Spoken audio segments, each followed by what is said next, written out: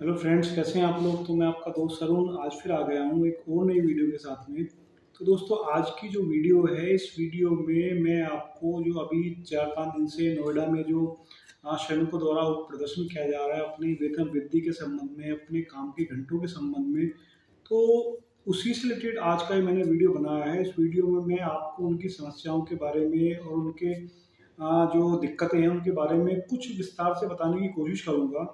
तो अच्छा, दूसरा दोस्तों, ये जो वीडियो है, ये वीडियो किसी भी तरीके से किसी सरकारी उसके अगेंस्ट में ऐसा कुछ चीज़ों को नहीं मैं बता रहा हूँ कि भाई ऐसा कुछ है, लेकिन अगर कहीं ऐसा कुछ किसी को लगता है तो उसके लिए मैं क्षमा चाहूँगा। दोस्तों, जनरली होता क्या है कि मैं आपको बताऊँ, प्राइवेट कंपनियों में जो कर्मचारी हैं उनको 3 कैटेगरी में बाँट कर रखा जाता है। उन 3 कैटेगरी में कौन-कौन सी होती हैं? पहली होती है अनस्किल्ड, दूसरी होती है सेमी स्किल्ड और तीसरी होती है दोस्तों स्किल्ड। अनस्किल्ड वो होती है कि बिल्कुल एक फ्रेशर होता है। सेमी स्किल्ड में वो होता है कि जब वो थोड़ा सा काम की उसको नॉलेज हो जाती है, पूरी तरह जानकारी नहीं होती है। और स्किल दोस्तों वो होता है जिसको अपने काम के बारे में बिल्कुल निपुण होता है, अपने काम के बारे में पूरी जानकारी होती है।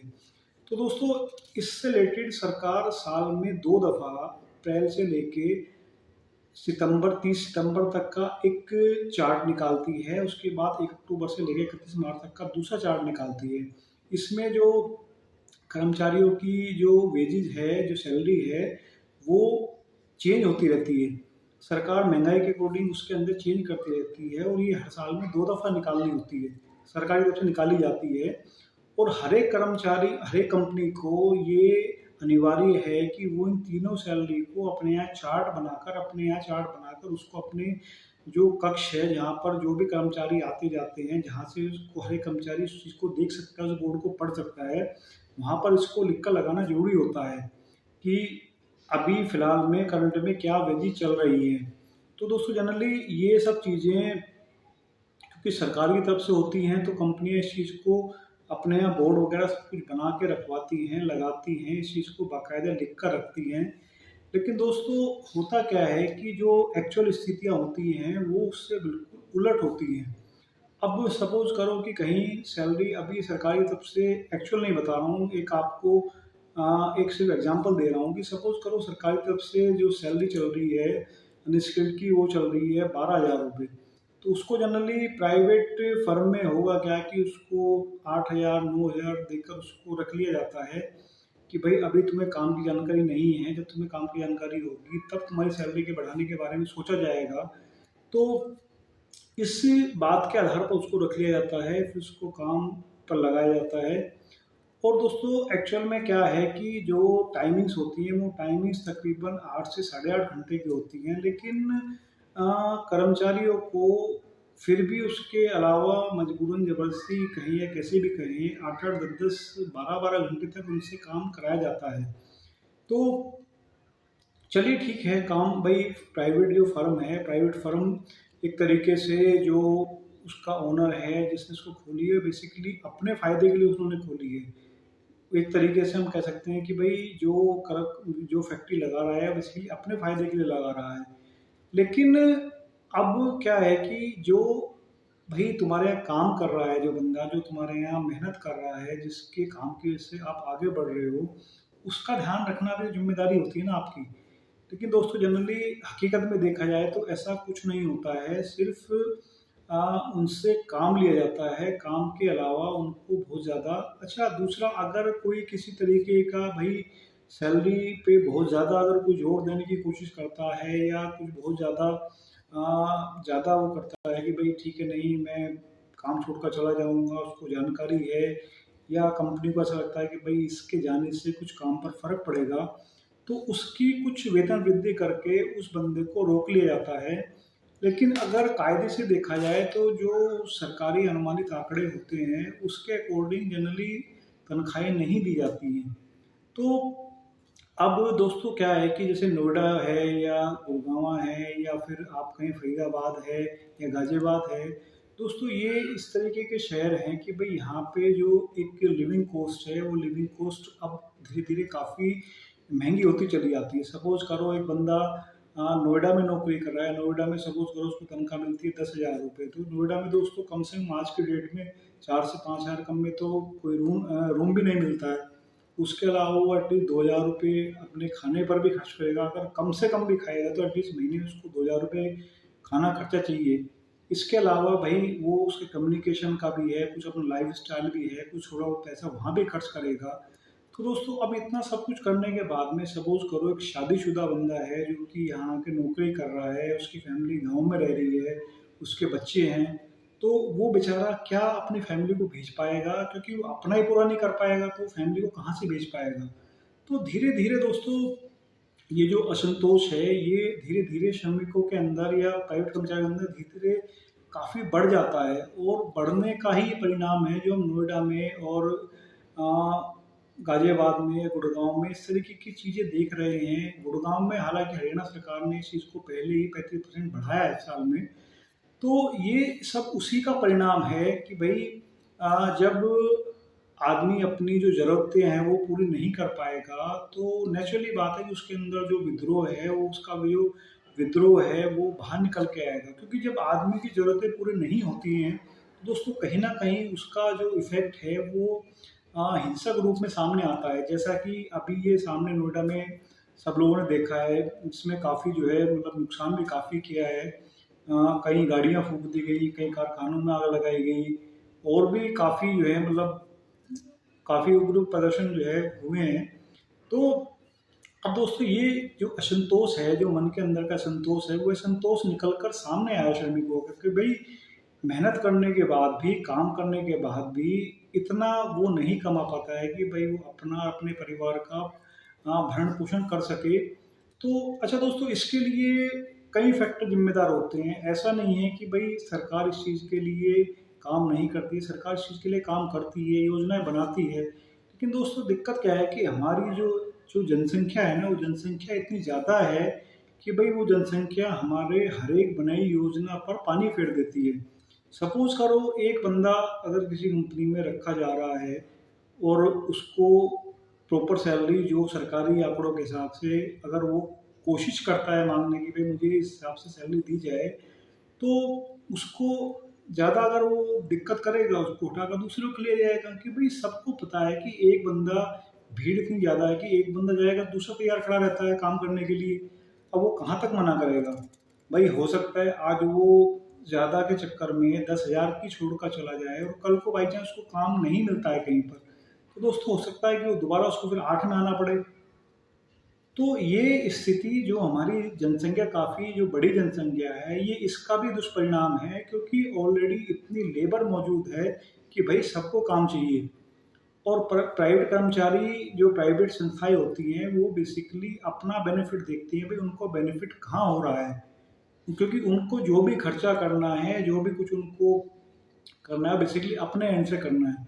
तो वो देखते हैं कि भाई हमारा फ़ायदा कहाँ है। उनको पता है कि भाई एक बंदा अगर ये काम नहीं करेगा तो उसके बजाय 4 बंदे लाइन में खड़े हुए हैं, तो उसको हटाकर उसको रख लेंगे।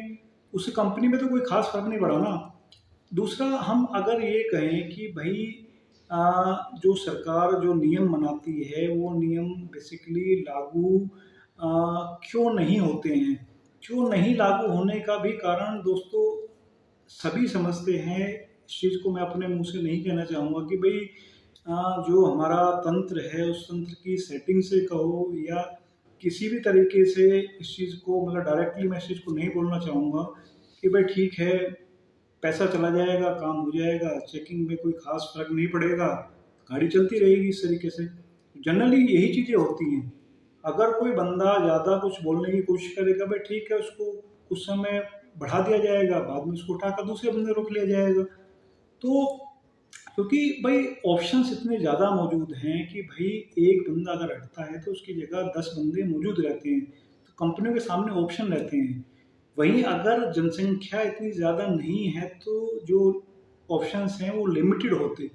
ठीक है भाई कंपनी को पता होता कि ये एक बंदा है, अगर बंदा जाएगा तो इससे कंपनी पर इतना फ़र्क पड़ेगा, इसके बाद बंदा मौजूद नहीं है, तो भाई वहाँ पर इस चीज़ को ध्यान में रखा जाता।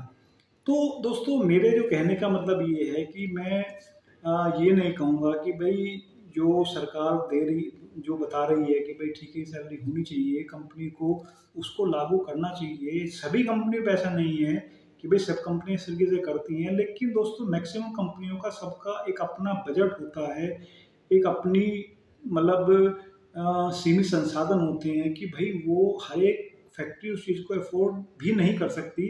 तो भाई वो अपने हिसाब से अपने अकॉर्डिंग जो उनको सस्ती लेबर मिलती है उसको रखने की कोशिश करते हैं।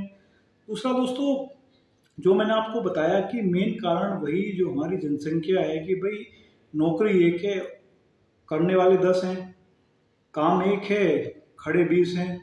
तो भाई वहाँ पे सैलरी इंक्रीज मुझे बताओ कैसे हो जाएगी।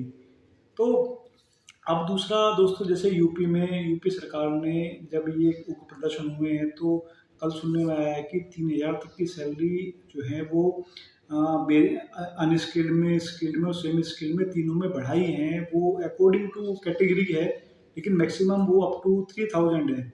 तो दोस्तों लेकिन मुझे नहीं लगता कि इससे भी कोई ज़्यादा खास फर्क पड़ेगा, कि जब तक जो उद्योगपति हैं वो अपने नज़रिए में चेंज नहीं लाएंगे कि भाई ठीक है, जो कर्मचारी हमारे साथ काम कर रहे हैं वो भी हमारे साथ दिन रात काम करते हैं, उनके भी परिवार है, उनकी अपनी ज़रूरतें हैं, उनका भी अपना कुछ लाइफ स्टाइल है।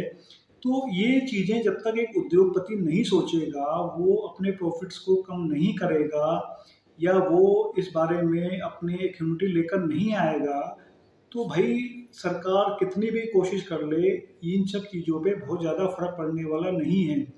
ठीक है, अगर भाई मैं प्राइवेट नौकरी कर रहा हूँ, अगर मैं बहुत ज़्यादा 3 पास करने की कोशिश करूँगा, मुझे निकाल कर बाहर कर दिया जाएगा। मेरी जगह 4 लोग और तैयार खड़े हैं काम करने के लिए। तो भाई कंपनी में उस चीज़ का कोई फ़र्क नहीं पड़ा, लेकिन फ़र्क मेरे ऊपर पड़ेगा, क्योंकि मेरी फैमिली है, मुझे अपनी फैमिली को देखना है, मुझे खर्चे करने हैं। बेशक मेरे पास कम आ रहा है, लेकिन मैं उस कम के अकॉर्डिंग अपने खर्चों को कहीं न कहीं मैनेज करने की कोशिश करता हूँ। अब सपोज़ करो झटके से वो नौकरी मेरे से चली जाती है, तो भाई मैं कैसे मैनेज कर पाऊँगा? मैं मैनेज नहीं कर पाऊँगा ना। किसी की ईएमआई आती है, किसी को रेंट देना है, किसी को बच्चों की फीस देनी है, घर का खर्चा है वगैरह, बहुत सारे खर्चे होते हैं। तो सब चीज़ों को देखते हुए मैनेज मैं नहीं कर पाऊँगा। तो इस चीज़ में बेशक काफ़ी जो कर्मचारी हैं उनको उस चीज़ को समझाकर काफ़ी शांत किया गया है। मतलब जो नोएडा की डीएम है उनकी तरफ से भी बताया गया है कि भाई उद्योगपतियों से इस बारे में बात करी जाएगी, और जो श्रम संगठन है उनके थ्रू भी उनको समझाया गया है कि भाई इस बारे में बात करी जाएगी। लेकिन एक्चुअल में मेरा क्वेश्चन वही है कि एक्चुअल में होगा क्या?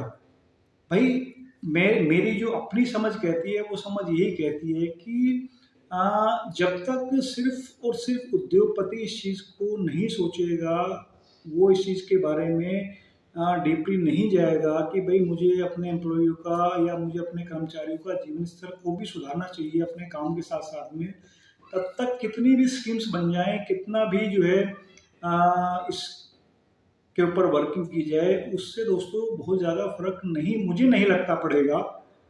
तो ये मेरे अपने विचार हैं, ऐसा नहीं कि भाई मैं इस चीज़ को किसी के अगेंस्ट जाने की कोशिश कर रहा हूँ या मैं इस बारे में कुछ गलत बताने की कोशिश कर रहा हूँ। अगर आपको मेरी बात गलत लगती है कि भाई हाँ, मैं इस चीज़ में गलत बोल रहा हूँ, तो आप कृपया करके मुझे कमेंट में बताइए, हाँ अरुण भाई आप इस चीज़ को सही नहीं बता रहे, आप ये चीज़ गलत है। देखो, सरकार हमेशा अच्छी स्कीम्स लेकर आती है, लेकिन अच्छी स्कीम्स को एग्जीक्यूट कराना या एग्जीक्यूट प्रॉपर तरीके से कराना, ये डिपेंड करता है उद्योगपतियों के ऊपर। सरकार सख्ती करेगी, उद्योगपति क्या करेगा?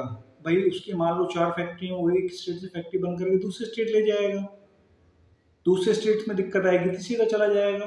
तो जहाँ उसको अपना बेनिफिट दिखाई देगा, बेसिकली वो वहाँ जाएगा और वहीं पर काम करेगा।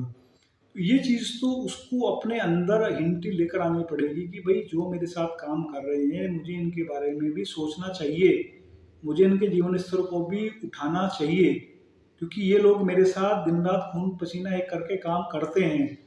तभी दोस्तों जो कर्मचारी है उसके जीवन स्तर में सुधार किया जा सकता है। और भाई दूसरी बात देखो, रही कर्मचारियों की भी, मैं थोड़ा सा इस चीज़ में के बारे में बोलना चाहूँगा कि भाई आप अपनी जो स्किल्स है उन स्किल्स को भी पहचानें।